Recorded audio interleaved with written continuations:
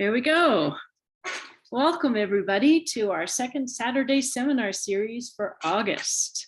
We'll give everybody a few seconds to get logged in to Zoom this afternoon. The recording is going. So I think we're all set. My name's Susan Jones, and Charles D. Ferdinando is here with me today at the Animas Museum. You know, both of us were in the historic narration program on the Durango and Silverton Narrow Gauge Railroad for many years. And we shared a lot of the stories of early La Plata County and Durango with the train riders. And many of the people and the stories that we told were connected somehow with the Animas City Cemetery. So that's kind of why we're here today, to share some of those stories. Cemeteries hold a certain fascination for us, especially for those of us who study history, and the Animas City Cemetery is no exception. The Animas City Cemetery is owned by the city of Durango, however. It's not maintained and there's no public access to the cemetery. So we're going to take a virtual tour. We don't have to worry about parking or trespassing or insurance or liability or hacking our way through overgrown sagebrush to get there and see kind of what's up there. You know, today, if you search on the city's website for information on the Animas City Cemetery, as you can see right here, they tell you to call the Animas Museum and give our number. We wanted to do this webinar and to record it so we can offer it as an introduction to the cemetery, since you can't get there anymore, and to talk about the resources that are available for you to learn more about the people and the stories that are buried there. But first, a little bit of Zoom housekeeping before we get started. We're using Zoom's webinar feature, which means that you're all muted and your videos are all off. At the bottom of the screen, you may need to mouse down a little to see it. There are a couple icons. To minimize distractions today, we've disabled the chat function. If you are having an immediate issue or question, please click on the Q&A icon and we will monitor that. At the end of the talk, we'll open up for questions. You can either type them into the Q&A at any time and we'll answer them at the end of the talk, or you can, at the end, we'll invite you to click on the little hand icon. We'll allow you to unmute and ask your question aloud.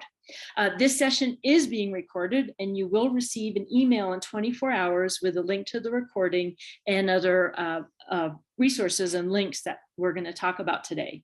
We also reserve the right in the Q&A because we're going to cover a whole lot of territory today. So we may have to get back to you on a question, but we promise that we will. And the answers to all those questions will be posted on the same page as the recording. So let's get going. So these pictures were the last time that we were at the Animas City Cemetery in 2015. You know, we really don't have any special insight or access to the cemetery.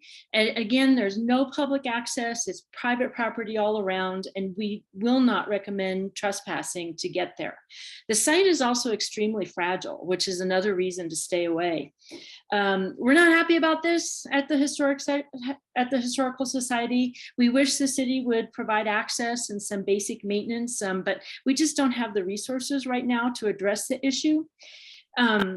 So in 2015, you know, life was different back then. We got permission from a landowner to access the cemetery, and there's Charlie right there, and there's me with what we were so surprised to find was 75 other people on a rainy day in April. Things have changed a lot. There are a lot more concerns about safety and liability and permits.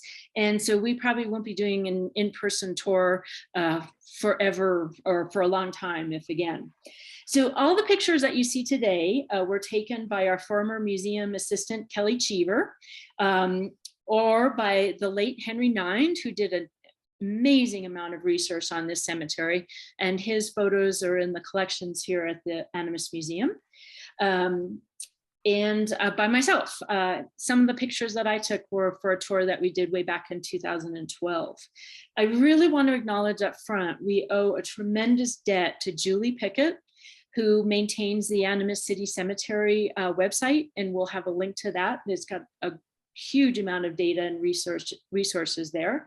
Ruth Lambert has also done a lot of work over the years and recording and researching the cemetery, and for Henry, for all the work, all of them that they have done to uncover and preserve the history of the cemetery over the years. So this is a picture of the cemetery looking north. This was taken 10 years ago in April, and we were just remarking, look at all the snow on Engineer Mountain. We don't see that very often anymore in April. The Animas City Cemetery is the oldest existing community cemetery and the only one that predates the establishment of Durango in 1880. We've talked in previous webinars about Parrot City, which was the county seat for La Plata County after the county split from San Juan County. And there was a cemetery there that was active between 1874 and 1879. It's now on private property and not accessible.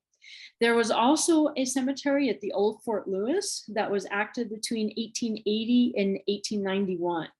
And I just want to, as an aside, give a plug. Next month, September, is going to be History Live Month here in Durango.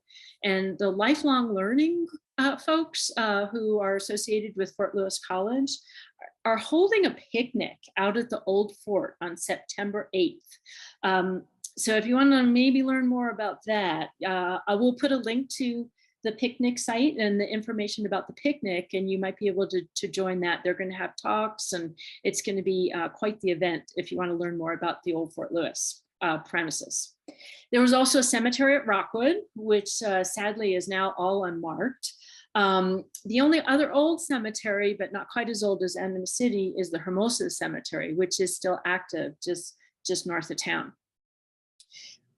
Kind of to go back, the Brno Agreement was ratified in 1874. That was a treaty with the Utes, who were the predominant Native American tribe in the area, that allowed for mining and mining claims up in what's now Silverton and in the La Platas.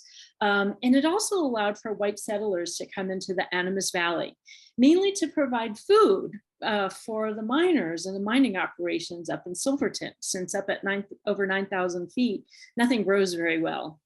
In 1876, Animas City was platted and established to support the ranchers and the farmers here in the valley. We also have a recording of our virtual tour of old Animas City that's on our website, and we'll put a link to that if you want to learn more about Animas City and what life was like there early on. The post office opened in 1877, and at that time there were approximately 45 houses and 150 people living in Animas City. That was the first year that a cemetery was first required. The cemetery was established on unclaimed federal land, unclaimed, quote unquote, purchased in 1888 by James Adams. It was part of his homestead. So essentially the cemetery has been privately owned and on private property all the way until 1985. Over the years, because it was on private property, a lot of the early records were lost or dispersed between owners or in different houses. And we don't know a whole lot about who was buried here and what happened to people. Although Julie, Ruth, and Henry have done a lot of research, and that's kind of how we know what we know now. We do know a Mr. J.H. Tillman was a traveling preacher who came through Animas City to preach with his wife and 3 sons. He died in Animas City unexpectedly, and he was the first person buried in the cemetery in 1877. His grave is not marked, so we don't know where he ended up. Then 2 men named Shepard Clark and Israel Doty were murdered while moving a flock of sheep out near Pagosa Springs. Now, both of these men were listed on the Parrot City voting record, so they're probably citizens of Parrot City. But when their bodies were found near Pagosa Springs decomposing, they were brought to Animas City for an autopsy so people could figure out how they were killed. And as it turned out, they were shot. They were buried here in the cemetery, although their graves as well are not marked. That was most likely in November of 1877. The headstone with the earliest date is that of the Lavenders in 1878. We'll see that as they're coming up. But the stone was probably not put there until 1884 when Ellen Lavender passed away. There is also information that Dr. Edmund Hobson, and we'll see his stone in a bit, died in 1880, had the first headstone that was put in place in 1880.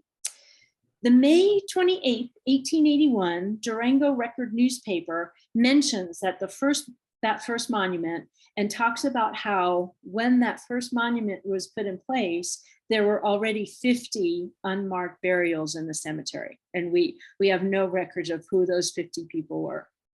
We do know there are 14 Civil War veterans. Only 6 of those are marked with government headstones, however, and 2 of those people have been moved to the Greenmount Cemetery.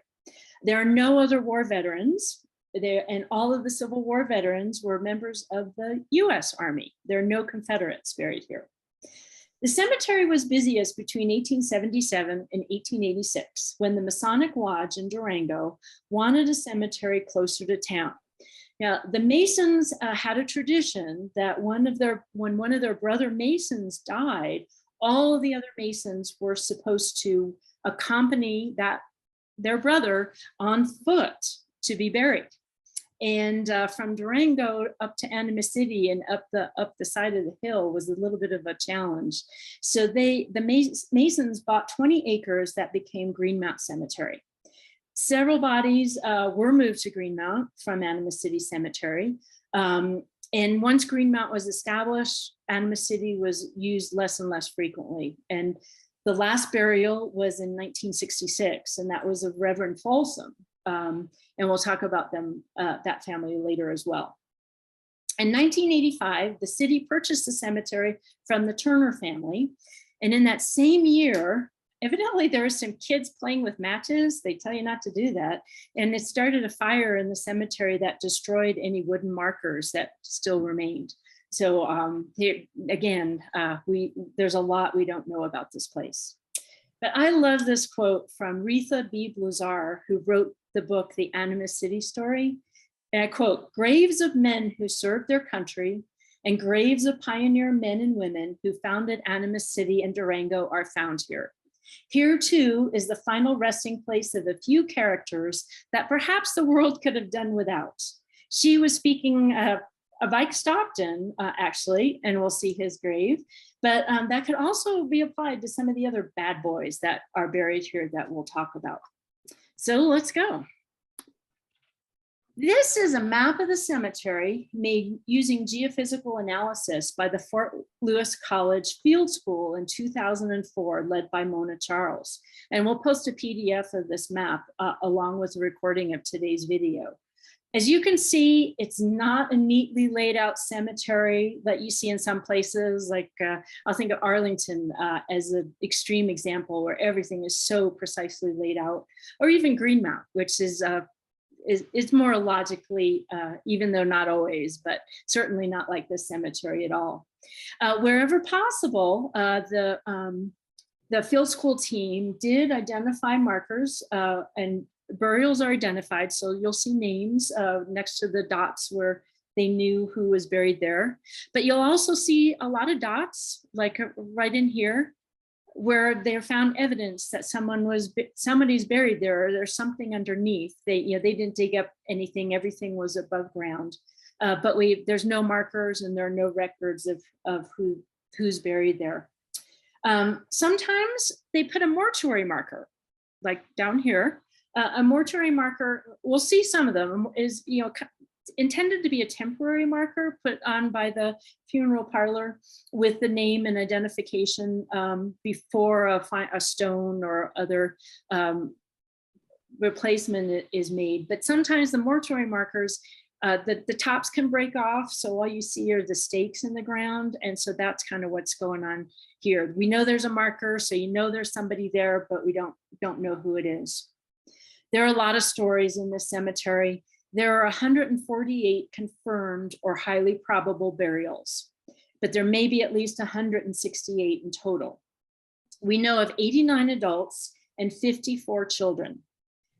34 of those children were under the age of 4 when they died and were buried here, which really speaks to the high rate of childhood mortality in the late 19th century. You know, we're not going to have time to talk about all of them today, and we're not going to get in depth on all the stories. The Animas City website has a wealth of information, and here at the museum, we do have a lot of a research library with some of the books that we're going to talk about, like the Animas City story is here. We have family files. We have copies of the reports of the surveys done by Mona Charles and by Ruth Lambert. We have access to mortuary records for all the local cemeteries. So we can certainly help if you need to do or you're interested in doing more research on somebody who might be buried here or at any of the cemeteries in La Plata County. So give us a call or email and come by the museum and we'll see what we can do. So let's, with that, let's go into the cemetery. Now we're gonna enter down here where virtually enter, where this red circle is. The picture that we used on our intro page is a picture of Samuel T. Nichols' stone. And he was buried right here. They're in this kind of group. We'll look at some of the stones in this area. So this is the full stone of Sam Nichols. We don't know a whole lot about him. He was from Illinois and he died here in La Plata County in 1906. We do know he was a rancher here in the area who committed suicide after he learned he had an incurable cancer. He was the second husband of Lucinda Fulcher Nichols, who is actually she is not buried here, but her first husband, John Nichols, is. You get into some kind of interesting relationships here. Lucinda's husband, John, which is the stone on the left, was a local rancher at Hay Gulch. He was one of the Masons, so you see the Masonic symbol on his grave. And we do have a copy of the history of the Durango Masonic Lodge here at the museum. And it's also been digitized and is on our website, which is absolutely fascinating to see who some of the first Masons were and where they settled in Durango. John also, he had a property at Hay Gulch, and he also built an adobe house down in San Juan County, New Mexico, just over the line near Farmington and Aztec. And it's kind of interesting story. They said he built this adobe house, and his wife, Lucinda, thought it was absolutely wonderful, but he made the mistake of building it in the winter. And when the spring thaw came, any water that was frozen in the adobe all melted, and the whole house crumbled. And it's kind of a sad story. So he kind of gave up on that and went back to Hay Gulch. He evidently confronted another rancher who he suspected of stealing one of his burros, and the other rancher shot him in the stomach. And that's how he ended up here at the Animas City Cemetery. The flat marker over here for Amanda was actually John's mother. Lucinda, for whatever reason, is not buried here. In the same grouping is the sad story of little Kate Westcott. Kate was the niece of Caroline Romney. Caroline Romney was, of course, Durango's first newspaper editor. She was a widow and arrived in Durango in late 1880 and started publishing the first daily newspaper from a tent on December 29th of that year. So she documented a lot of the events surrounding the Stockton gang, who we're going to talk about.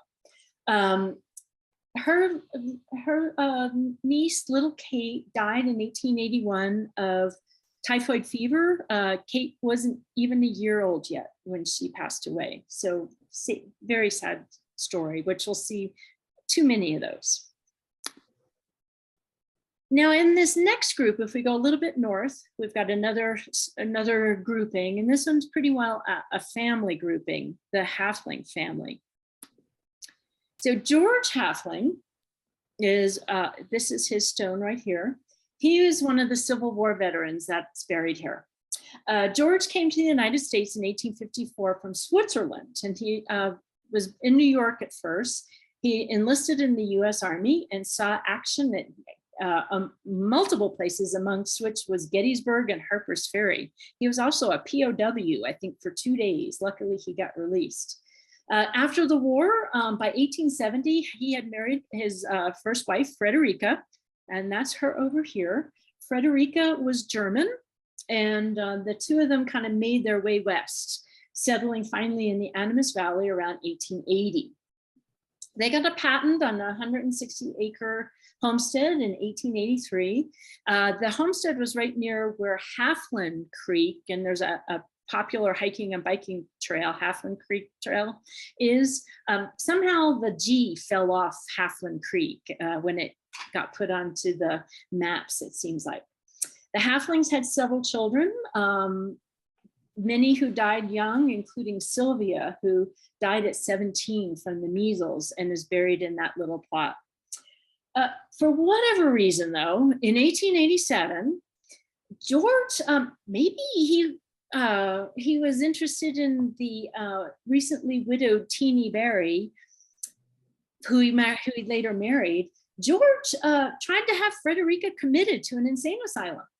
Frederica fought back, and she prevailed. She was granted a divorce, and on the grounds of that George was cruel to her. We don't know all the stories, and George, there certainly not a lot of stories about George being a horrible person. A lot of people talk about him being a solid farmer and rancher who was just kind of quiet and kept to himself. But poor Frederica, even though she got her divorce, she died at 48, just barely after she got her divorce, and is buried in that under that stone with a beautiful weeping willow carving on it. So George went ahead and married Teenie, and she's buried here. There's not a marker, but there's a spot where we think that she's buried. But that marriage only lasted 6 years, as Teenie died, I believe, in childbirth. So George married one more time, and he finally died in 1906 of diabetes. He was buried here in the Animas City Cemetery with honors from the Grand Army of the Republic. And then there's another daughter, Louisa, who was the daughter of George and his third wife, Amelia Steinbrecher, who is buried here as well. So let's kind of go from the Halflings. We're going to go to what I call the bad boy section, over here a little bit to the west, and look at some of the graves in here. The most probably infamous is that of Isaac Stockton. Isaac, this is a long story, and I'm just going to talk about the highlights or lowlights. For the complete tale of the Stocktons, we highly recommend Mike Maddox's book, Porter and Ike Stockton. It's just absolutely wonderful and fascinating. Ike was born in 1852 near Stephenville, Texas. His older brother, Porter, was born in 1850, and Porter, or Port as he was called, was probably the worst of the two, being a bloodthirsty murderer. Port claimed he killed like 19 people by the time he was but 20 years old. Ike wasn't as bad as Porter, but he idolized his older brother. Porter was in the Texas Rangers Little Black Book because of murders he had committed, and he was not caught. And Ike was a cowboy, on what was the Texas frontier. They say he rode on the Goodnight Loving Trail. My favorite quote about Ike, he was encouraged to leave Texas because, and I quote, he was caught driving cattle not his own. I love that one. The two of them made their way west. They ended up for a while in Lincoln County, New Mexico, and were involved in the Lincoln County Wars. They're supposedly friends of Billy the Kid, and some people say Billy the Kid even visited Animas City anonymously. They then moved their way up into the newly developed Animas City, where Port, the convicted murderer, became the marshal. And there's a whole lot of stories with that. The two of them, they brought a gang of no good nicks, as they say, around them. And what ended up, Port and his wife, Emily, they kicked a widow off of her homestead down in just near Flora Vista, New Mexico, just over the border. A posse went after them and shot and killed Port and wounded his wife, Emily, in the gunfire. Now, Emily is also buried right here. She doesn't have a marker, but she ended up here as well, right near Isaac. It's kind of interesting. Ike and Port married two sisters or half sisters, Emily and Ellen. Emily's here, Ellen is not here. Ike went on, there was a whole very complicated commotion where, Ike, one of Ike's men, or actually there was three of them, went to Silverton and shot the marshal up there, and Ike caught his own men and turned them in for the reward money. And then one day in September of 1881, Ike was walking in downtown Durango and ran into the local sheriff, and the two of them drew their guns, and luckily for us, the sheriff was a better shot. And Ike bled to death and is buried here in the Animas City Cemetery. And Emily, after she was widowed, she created a whole other story. Porter's buried near Flora Vista, New Mexico. Emily ended up marrying Joel Estes, the son of the founder of Estes Park, and took care of a very large blended family and died in 1893 in Animas City. There are two other people that are buried here in the same general area. One is George Woods. George he was a member of the Stockton gang. We don't have a picture of the stone. There is a small stone that just says GNW on it. His middle initial was N. He was mixed up with the Stocktons. He was courting Emily after Port was killed. It didn't, and things get kind of fuzzy because he wanted to marry Emily. Emily didn't want any part of him. So she married Joel Estes, and instead George turned his affections to Emily's 15-year-old niece. George was 34. Lizzie was the niece's name. And of course, both Emily and her sister Ellen, Ike's widow, didn't want have George near Lizzie. So they got a court order to keep him away. And one of their hired hands, Mr. Buchanan, helped to protect the women from George. But kind of to make a long story short, finally, one day at the Pacific Slope Saloon in Durango, George ran into Mr. Buchanan and shot him in cold blood. George was sentenced to hang. This was the only legal hanging in Durango. And what's interesting is while waiting in his cell for hanging day, he picked out his coffin, which according to some sources was either an imitation rosewood or a fancy metal one. And he made his arrangements with the undertaker, Dr. Folsom, who we'll hear about in a little bit. George planned on being shipped to be buried next to his brother in California, but as far as we know, his body's still here in the Animas City Cemetery. Another Stockton bad boy was Henry Reed Mormon. At one point, there was a stone with HM for Henry Mormon, barely visible in it. And we're not exactly sure what happened. Henry was lynched by the Committee of Safety in Durango in April of 1881 after killing James Polk Prindle in the Coliseum Dance Hall. It might have been a mistake. He didn't know James Polk Prindle, who is this miner up in Silverton, but it was done. We recently learned more about Henry, or actually his family called him Reed, when one of his family members came to visit the Animas Museum just a few weeks ago. The family knew that Reed was had gone to Colorado. He was born in Kentucky around 1858, and that he had died young, but that was kind of all that they knew. So she was really interested to learn more about the legends that have grown up about Henry Mormon here in Durango and where his final resting place was. He was also, as from records, buried by Dr. Folsom, who was the first local undertaker that we'll talk about soon. So a lot of interesting stories up there. Now, Riley Lambert is buried up there, and he has a fancy stone. The Lambert family was one of the first white families in the Animas Valley.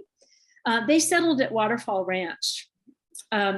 Hugh and his wife Candace lived at Waterfall Ranch with their sons.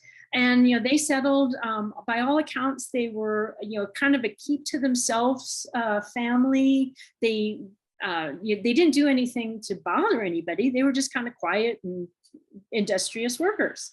But an Englishman named Mr. Lamb got some ranch property at what we call now Home Ranch, just kind of on the east side of the modern highway over from Waterfall Ranch. And Mr. Lamb wanted the water from Waterfall Ranch. So he diverted it, which is totally not right at all. The word is that Hugh Lambert threatened Mr. Lamb. So Mr. Lamb brought in the sheriff and a posse, and they went out to the Lambert family house. And the word is maybe somebody shot a gun or there was some noise, and Hugh Lambert ended up shooting the sheriff and killing him. Well, nobody really blamed Hugh in a lot of ways, but this just put a blight on the whole family. He ended up in the state penitentiary, although he was later pardoned because of the whole situation. And Hugh's not buried here, but Candace is, and Riley. He was doing some business in Silverton and had a long-standing feud with the marshal Tom Kane up there, who shot him. And their other son, who is also buried here, William, but he doesn't have a stone, he was shot in the back by a sheriff. So it just seemed like the family, for whatever reason, just had a black cloud over them. And it's just a sad story that is buried here at the cemetery. So if we've been talking about people buried right in here. And if we move up here a little, there are two stones.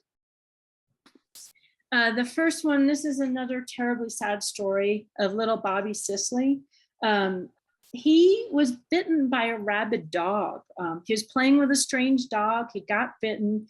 He didn't tell his parents until it was too late. And he was 10 years old when he died and is buried here. The Sisley family lived in the Joy Cabin, which is currently on the Animas Museum property. So we definitely have a connection with the Sisley family and little Bobby. This is kind of a beautiful, Henry took this photo, an incredible photo of the stone for John Miller. John came from Denmark. He evidently was a single man. He didn't have children or wife, and kind of quietly died in the area in 1889. And at least he's got a marker that we can remember him by. And here I'm going to turn it over to Charlie to talk about the Folsom family. They've got a bunch of burials right here in the cemetery. Hello, everyone. The Folsoms are very interesting because they're some of the earliest residents of Durango. They came very early. Charles Bailey Folsom and his wife Emily, her maiden name was Pratt, came to Durango, the new town of Durango, from Colorado Springs. And he's listed in most instances as being a rancher and involved in the lumber business, but he was an undertaker. And as far as we know, he owned the first undertaking establishment in Durango, along with his son, who was a dentist. Now, it probably wasn't the best policy to equate the dentist with being an undertaker, but so they probably listed the business under the father. And in an 1884 Colorado business directory, it's the undertaking establishment is listed as Folsom and Company, with CB Folsom being the proprietor. And then his son has a separate listing, WHC Folsom Dentist. But they had their establishment on what is now 9th Street, near the Luttrell building. They may have actually rented from the Luttrells early. The post office was located in the Luttrell building. The Luttrell building was located on the parking lot where the parking lot is today for Toatin Gallery.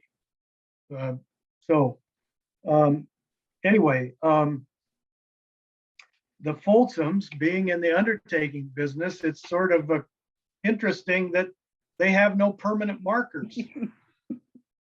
The picture that we have up here is a temporary marker from Hood Mortuary.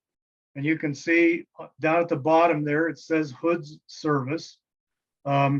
This marker is for Charles Folsom, born 1822, died 1903. Now, the first member of the Folsom family to be buried up at the Animas cemetery was the wife of the dentist. And her name was Lottie M. Folsom.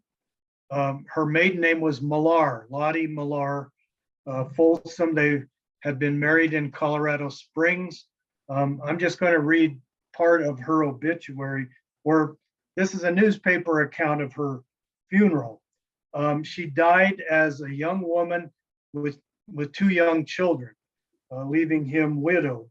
Mrs. Lottie M. Folsom, the following pretty tribute and account of the death and burial ceremony of this estimable lady is taken from our contemporary, the Herald of yesterday. That very sorrowful event, the death of Mrs. Lottie M. Folsom, occurred at her home in this city on Saturday night at 1 o'clock. Though not wholly unexpected, this blow of the death angel affects a loss which the world can never make good to those bereaved. The faithful young wife and mother laid aside all earthly duties and, obeying a high mandate, went uncomplainingly out of the world, though with her last articulate breath asking for her little ones. A fortnight before her death, the baby sickened and with some temporary ailment, but it caused the mother no pain. She said sweetly, "I will give Ethel to grandma, but now I will take Lily with me." Mrs. Folsom's sickness was a long and painful duration.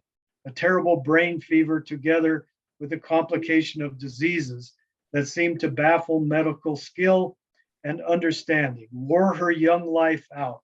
She suffered intensely up to a few days before her death, and then she was mercifully allowed to go to sleep, passing peacefully away, only 21 years of age. She probably became ill after her second child was born. Her second child was born in December. It says Mrs. Folsom came here with her husband in the first year of Durango's existence, beginning housekeeping in a tent while awaiting the finishing of their home.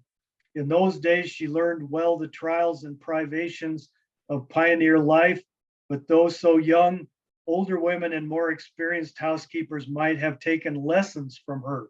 She performed her duties thoroughly. Here her little children were born, 2 little girls who will go on missing all their lives the precious care and mother love that was stolen from them Saturday night, and will never quite understand why it is that they can't be like other girls. Mrs. Folsom passed away, leaving behind the blessed memory of a good woman, a faithful wife and mother. Her funeral occurred on Monday afternoon at her home just off of Fifth Street and was attended by large numbers of her sorrowing friends. The funeral discourse was delivered by Dr. Wilson, and the music was rendered by an impromptu choir composed of Mrs. Wood of Georgetown, Mrs. Ricker, Messrs. Kirkpatrick, and her. They sang very appropriate anthems. Two of them were Rest Spirit Free and Cast Thy Burden on the Lord. The floral offerings were very beautiful.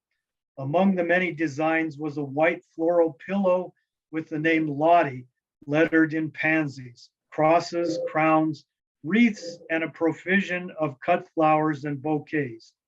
A long procession followed the body to its last resting place in the Animas cemetery. The immediate mourners were the widowed husband, the wife, the father, two little children, and the parents-in-law, Mr. and Mrs. C.B. Folsom. Okay, do you want to go to one of the other slides? Okay, here is W.H.C. Folsom. He is the son. He did remarry after his first wife, Lottie, passed away. And he had a couple more children by the second wife.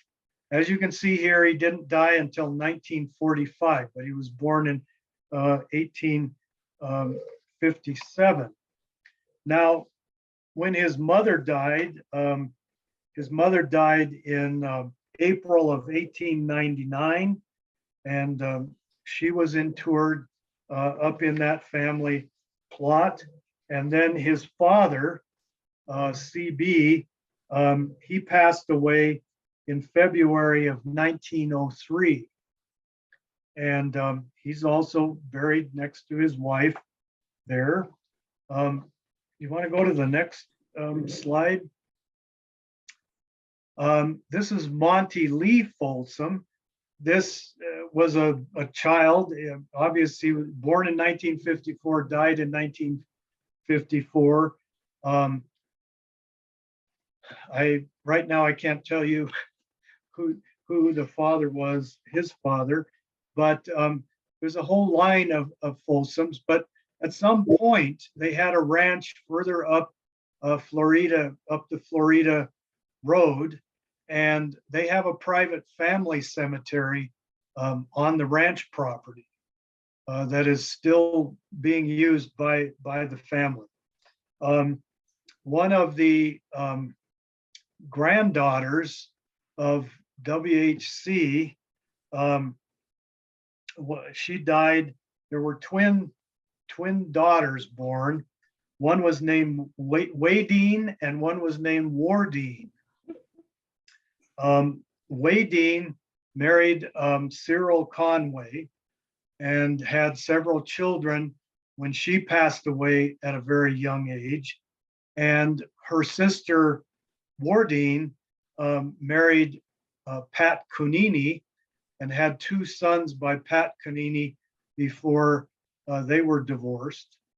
And I believe Wadine is buried in the Animas City Cemetery also. And I'm not sure where Wardine is, but I think I'll stop at that point. But again, they had the first undertaking parlor in Durango, sort of an interesting combination there, dentistry and undertaking, two necessary trades. Dr. Folsom, the dentist, traveled. He was the only dentist in early Durango, and he rode horseback to Silverton and other mining camps to provide dentistry in those early days. But he was also a rancher, and the Folsoms were really into racehorses. They loved racehorses, and they had their own racetrack on what is called Folsom Mesa, which is today known as Riverview. So I'll leave it at that. Great, thanks, Charlie. So many stories, so many stories. Let's move a little bit further north into where these red circles are. I mentioned Dr. Edmund Hobson. This was supposed to have been the very first headstone put in the Animas City Cemetery, although it was said to be marble. It doesn't look like marble, but Charlie and I were talking earlier, and he was saying a lot of times marble in this environment ends up looking like sandstone. So it's very possible that it is the original, the first headstone in the cemetery. Dr. Hobson was born in New York. He ran an apothecary in New Jersey before he made his way west. He was here, and they say he was the first doctor sent for to attend to Urey. Urey died in 1880 of Bright's disease and came right through the Animas Valley and Animas City on his way to Ignacio, where he passed away. Little Nelson Ackerman is another horribly sad story, but a beautiful, beautiful headstone. The Ackermans and the Duncans arrived early on in Animas City.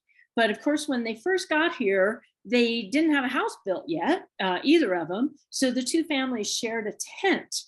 One night, Mr. Ackerman and Mr. Duncan were out freighting, which is how they made their money. Somebody tried to enter the tent, up to no good, obviously. And Mrs. Duncan grabbed a gun, but it discharged and the bullet hit poor little Nelson in the leg. He was 4 years old. He died the next day. And the Ackerman family, after they buried Nelson, and then they left. They soon left Animas City, heading up to the Pacific Northwest and ending up in Canada. This is a great overview of the Will family's plot. Francis Will left Germany in 1848, settling first in Buffalo, New York, where he married Anna Maria, his wife, in 1850.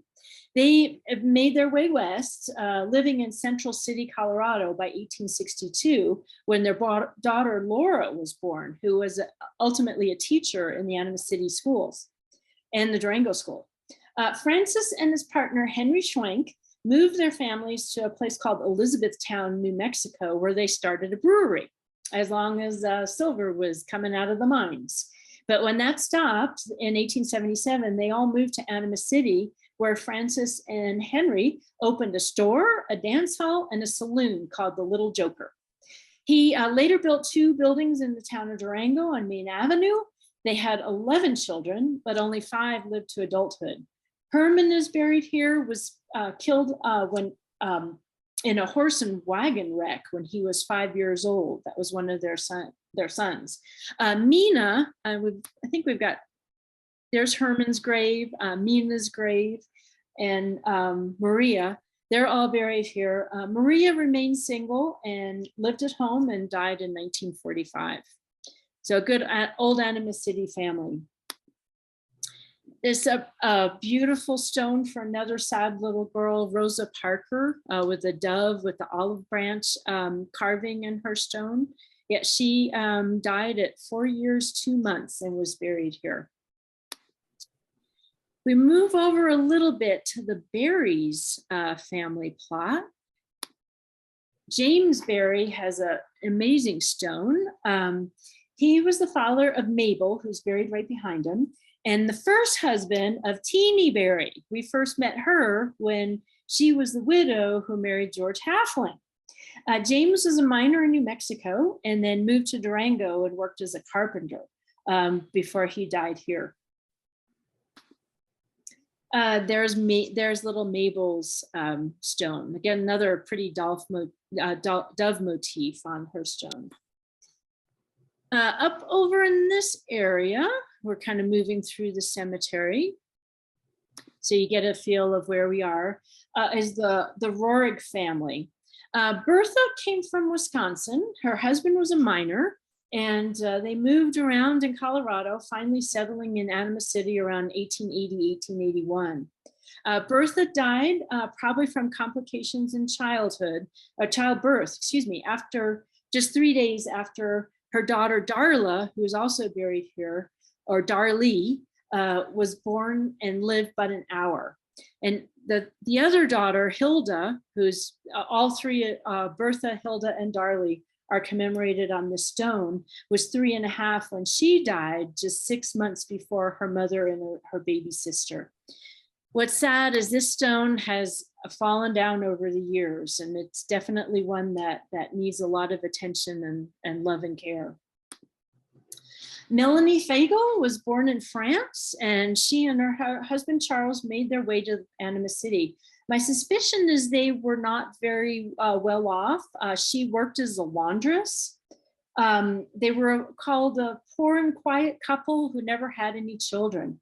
She died in 1882 at 46. And after that, Charles moved away to San Francisco, leaving Melanie in the cemetery. Now, Robert Wesley Belmere and his wife, Mary Ann, and their family arrived in Animas City in 1876. Mary Ann was related to the Dale family, another Animas City family. Robert died 3 years after they moved here, and Mary Ann ran a restaurant to support the family. The restaurant was on what is now 32nd Street between Main and the river. There is a stone for Mary Ann and for Robert at Greenmount. She's certainly buried there. Robert was originally buried in Animas City Cemetery, and some think he was moved to Greenmount, but others are not sure it ever happened. But the stone is still here, and we love that the finger is pointing up. If we move over to kind of to the west, here we find the stone in really poor shape of Daniel Culver. Daniel and his brother-in-law, Cy Gaines, opened the first general store in Animas City, which also housed the first post office. Daniel's wife, Belle, who was Cy's sister, is buried in this area without a marker, and she had the distinction of owning the first piano in Animas City. Their daughter, Bessie, married Robert Dale and is buried in the area as well. There's Bessie. And there we go. And here are the Turners. The cemetery at one point belonged to the Turner family. They were the ones who sold the property to the city. John C. Turner, and he's over here, known as Jack, was a member of the Baker Party. You know, the Baker Party was the party of prospectors led by Charles Baker, who came to the Animas Valley and went up to what's now Silverton, searching for gold.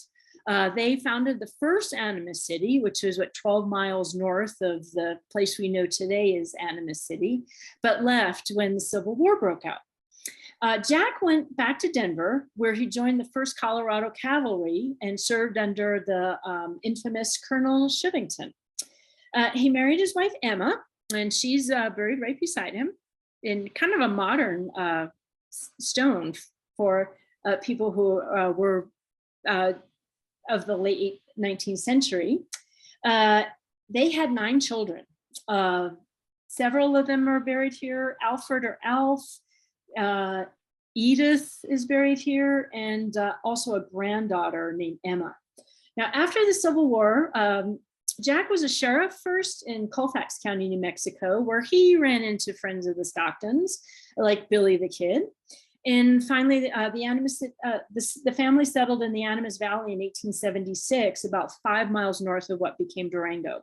And Jack was appointed sheriff of La Plata County after Barney Watson left the job. So they have a really nice plot up in the cemetery. Kind of on the edge is a stone for Louisa Schnee. We don't know a whole lot about her, other than that she emigrated from Germany and came to Animas City in 1870. She died a little less than 2 weeks after giving birth to her son, Robert, who himself died just 2 months later, and is buried here and shares her marker. Now we're kind of moving into the center of the cemetery to the grave of Rebecca Scott. Rebecca was born in 1796. So this is the earliest birth date of anybody in the cemetery. And She was in her 80s when she traveled with her son and his family in a covered wagon to La Plata County. They came in 1882, but according to the family, she passed away just as they were nearing Durango. But they buried her in the Animas City Cemetery, and the family says her grandson actually carved the marker with a spike, which it's a wonderful homemade feeling in the carving that still exists. The Lavender family is in the cemetery as well, and they've got some. This is a shot of the whole of the area, looking at this kind of distinctive stone, lavender stone.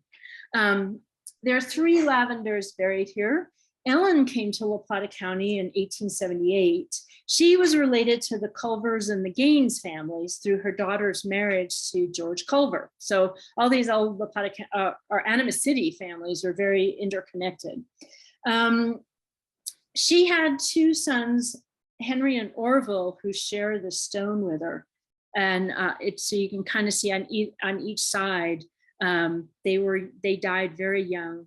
Even Ellen died very young, and have that distinct stone up there. There you can see it. The top is broken, and I hope it's still at least in place.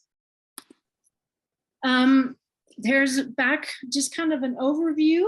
Other people that have been known to be buried here but don't have any markers or documentation.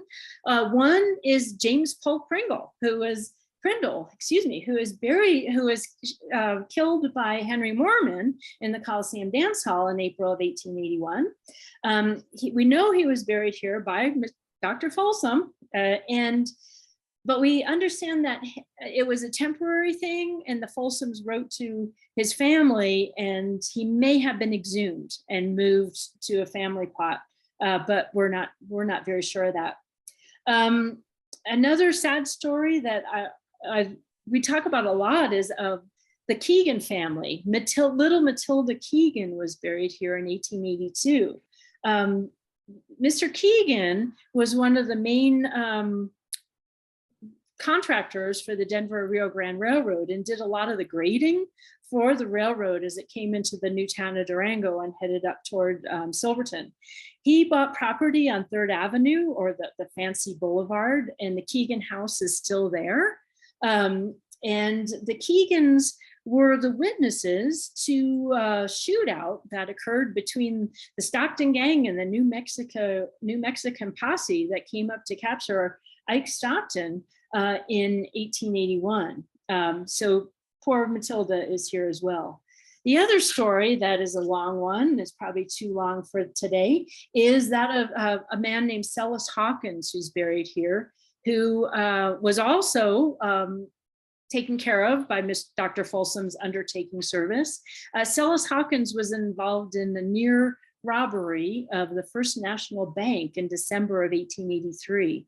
And the robbery was foiled, and Mr. Hawkins ran away, and a posse followed him out of Durango and chased him off a cliff, where he fell and broke his neck. They brought him back to town, where he told the whole story and implicated Mr. Philpott of Philpott's Saloon down on Main Avenue. But Celis died of his injuries and is buried in the cemetery as well. There's probably a lot of other stories, but we're running out of time. So with that, one thing I'll say, if you enjoy these stories, Charlie and I are going to be on the train in October 14th specifically. The Historical Society has a coach to Cascade that day. And today, sadly, the railroad doesn't have the narration program. They've got so many other issues going on, and the rebound from COVID, they don't need a narration program. So we're going to be narrating the stories of the points along the way between Durango and Cascade. Tickets are $100. All proceeds go to the museum and the Historical Society, and you can purchase your tickets on our website or give us a call, and we'll take care of you. So, any questions with that?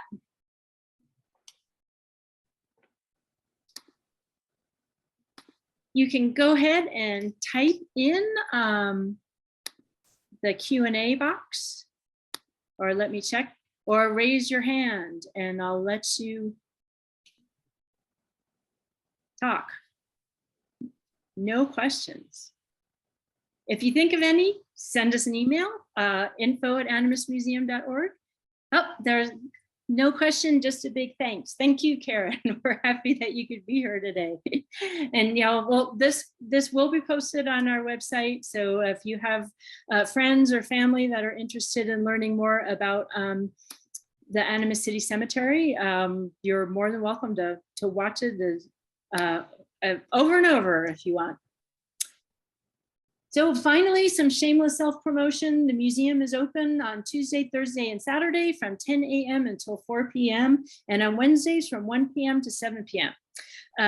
If you are interested in doing any research on some of the things that we talked about today, we'd really appreciate it if you give us a heads up so we can pull information together for you. And we do charge $15 an hour for unsupervised research.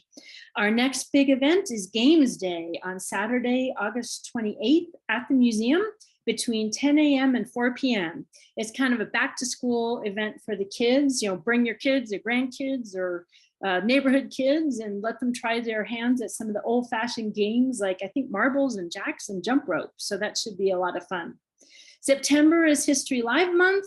We're part of the Southwest Colorado Humanities Roundtable, which is coordinating a whole month of events like the picnic at Fort Lewis that I mentioned, and Chautauqua performances at Noble Hall at Fort Lewis.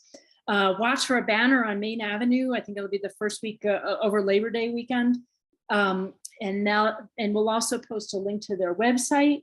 We're going to have two events. One is our next second Saturday seminar series on September 10th, where we're going to talk about coal, the other black gold of Durango. You can register on our website. On September 17th, it's kind of going to be a fun event. Historian and author John Steinley is going to be portraying Senator Henry Teller and doing a whistle stop speech for free silver at literally on the back of a parlor car down at the Durango and Silverton Narrow Gauge Railroad Depot. We're going to do it 3 times. We'll look for information. We'll send out e-blasts. We'll have information on our website and our social media, Facebook and Instagram. So that should be a really interesting event. Senator Teller was here. He did visit Animas City. He stayed in the Shaw House, which is just over on the west side of the river. So we're bringing him back. So that'll be fun.